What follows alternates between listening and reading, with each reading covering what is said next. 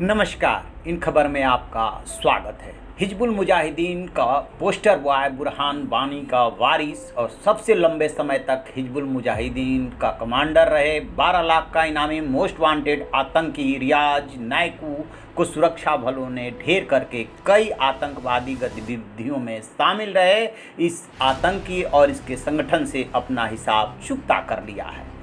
बुधवार को रियाज नायकू के पैतृक गांव पुलवामा जिले के बेगपुरा में सुरक्षा बलों और आतंकवादियों के बीच में मुठभेड़ शुरू हुई थी, जिसमें रियाज नायकू अपने एक सहयोगी के साथ मारा गया।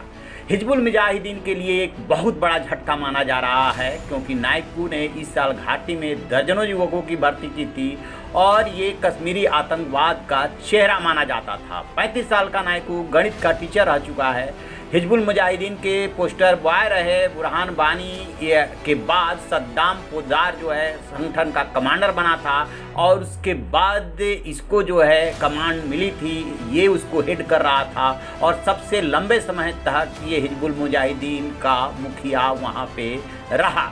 कई मुठभेड़ों में ये बेहद करीब से भाग निकला था, लेकिन जो ये मुठभेड़ हुई उसमें एकदम सटीक जानकारी मिली थी और मौत का कारण बनी इसकी माँ।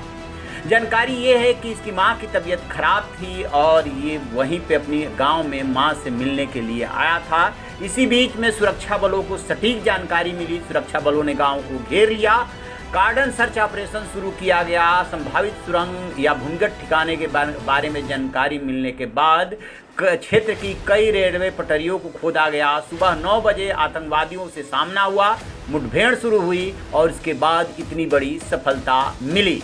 नायकू के अभी तक जिंदा बचे रहने का सबसे बड़ा कारण ये था कि वो क्लोज ग्रुप को छोड़ करके किसी पे भरोसा नहीं करता था। वो कई बार सुरक्षा बलों को चकमा दे करके भाग निकला था और इस बार ऐसा इसलिए नहीं कर पाया क्योंकि जानकारी एकदम सटीक थी और वो अपने गांव और घर में ही घिर गया था।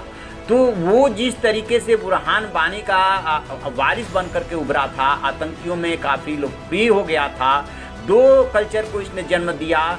गन सैल्यूट को इसी ने जन्म दिया था, यानी कि आतंकी के मारे जाने पे फायरिंग करके और श्रद्धांजलि व्यक्त करना। इसके अलावा उसने पंचायत चुनाव में धमकी दी थी कि जो भी चुनाव लड़ेगा उस पर एसिड अटैक किया जाएगा ताकि वो जीवन भर याद रखे, उसको मार करके एक साथ उसका खात्मा नहीं किया जाएगा। और युवाओं को वो शामिल लगातार कर रहा था, अपनी गतिविधियों को अंजाम दे रहा था। इस लिहाज से सुरक्षा बलों की ये बहुत बड़ी कामयाबी मानी जा रही है। तो आप ऐसी खबरों के लिए देखते रहिए हमारा डिजिटल चैनल इन खबर। Thank you. इन खबर चैनल को सब्सक्राइब करें और बेल आइकन दबाना ना भूलें।